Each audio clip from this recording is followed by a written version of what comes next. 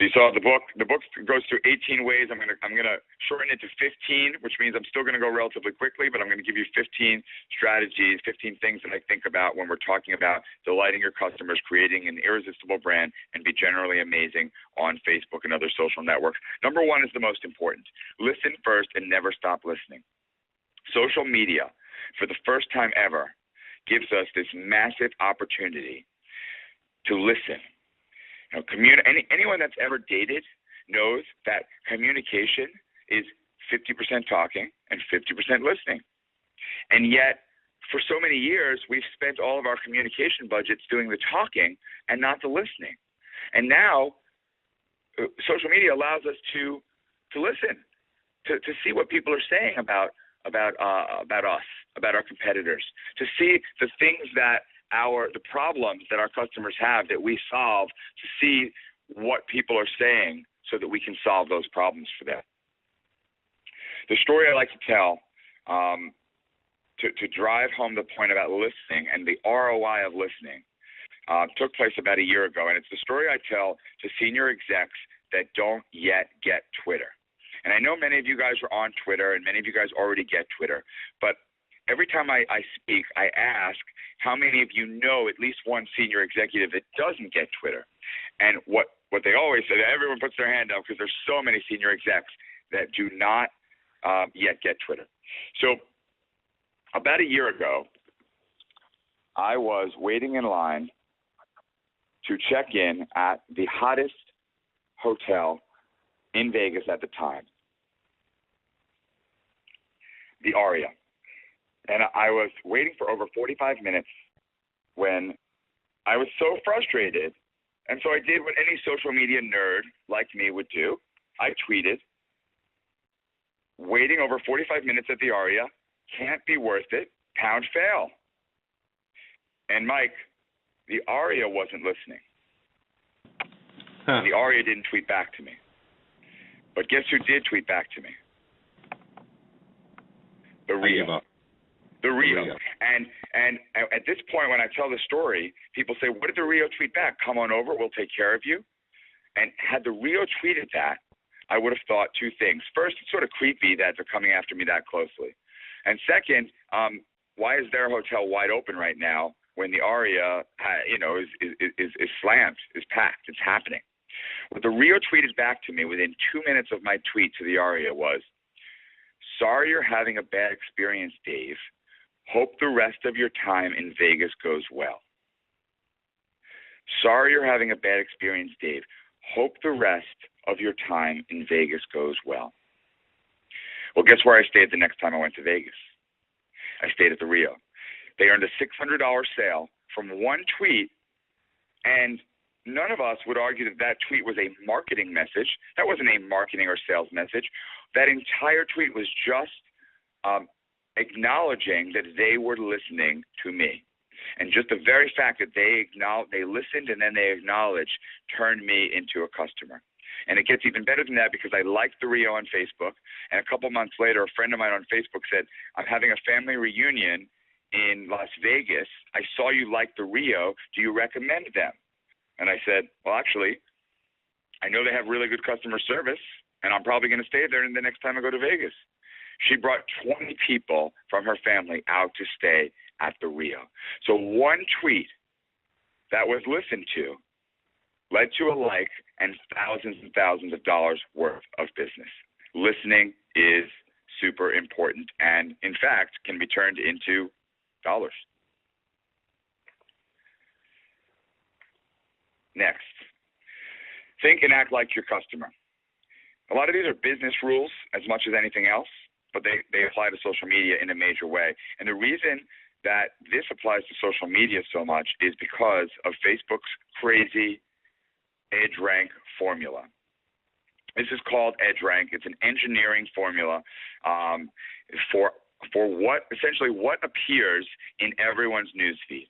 So we all have a number of friends and a number of brands that we're a fan of. The average person has 130 friends and anywhere between 5 and 20 pages that they like. That means every time you update your page, you're competing with all of your fans' friends and all of the pages that they like. So how can you create content that's going to go to the top of the newsfeed? Unlike email, where everything you send goes to people's boxes and can be super annoying and super invasive, Facebook's EdgeRank is, in my humble opinion, the most important innovation of our time, because it is weighing the importance and relevance of every single piece of content and is feeding users the right content, the content that is most relevant to them. And it's based around a number of factors, but essentially in English, this means if you share content that drives likes and drives comments and is weighted heavily by Facebook, i.e. multimedia is weighted heavily, videos, photos, links. If you share it at a time when your users are most likely logged in, then you are most likely going to appear in your users' news feeds. If, on the other hand, you share marketing content that doesn't drive likes and comments, if you think like a marketer instead of like your customer, you won't even show up in people's news feeds. And this is an amazing thing for us customers, because unlike email and other marketing channels, Facebook only gives us the relevant content. It's great to be a customer on Facebook. It's a challenge to be a marketer on Facebook, but it's a challenge that once you understand this, you can rise up and the cream literally rises to the top.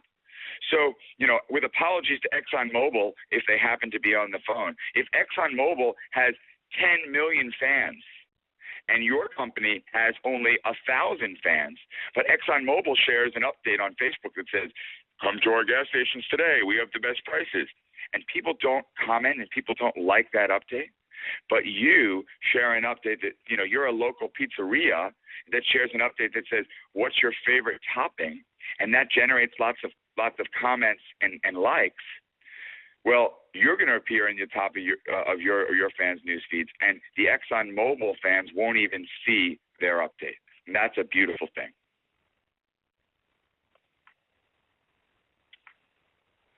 Here's an example of the newsfeed in action, and you can see that my picture of the orange shoes is at the top of my assistant's newsfeed because it drives lots of comments and likes.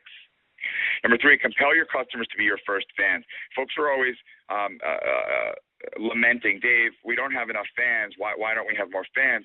Well, who makes sense to be your first fans? Before you go out to strangers that don't know you really well, your customers, they know you and hopefully like you, so they should be your first likes, and your staff and your vendors and your partners. Those are all the natural constituencies that would be your first fans. And don't just tell them to like you. Tell them what's in it for them. There's a huge difference between saying, like me on Facebook and ask any questions that you have on my Facebook wall. And guess what? You can't post a question on a Facebook wall unless you like them first. But it's all in the wording and how you do it. This is Dr. Edward Zuckerberg, a dentist in Dobbs Ferry. You guys know I love the dentists. And what he's done is he's put calls to action and value propositions everywhere around his office. So you get to the waiting room and you see text like Painless Dr. Z to 32665 to join the conversation now. And there's a computer where you can log in right there to Facebook and like his page. And when you call up to book an appointment, they say, have you joined the conversation on Facebook yet? Because you can book your next appointment right there on Facebook. Because of that, Dr. Zuckerberg has almost all of his customers, 80% of his customers like him on Facebook.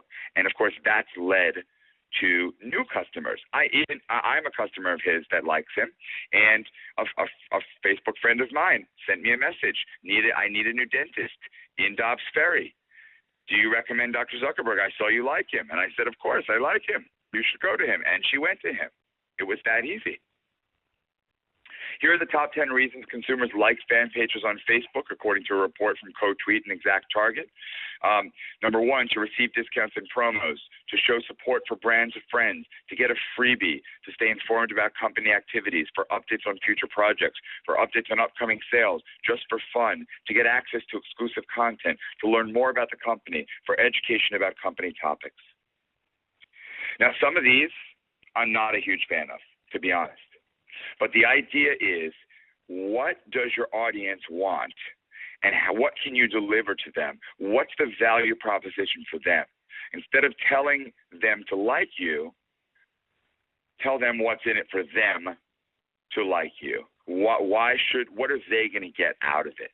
And if you have an amazing brand that folks love, that you can really get away with giving them updates on future projects, go for it. But, you really have to figure out a way that you can provide that sort of value to your fans.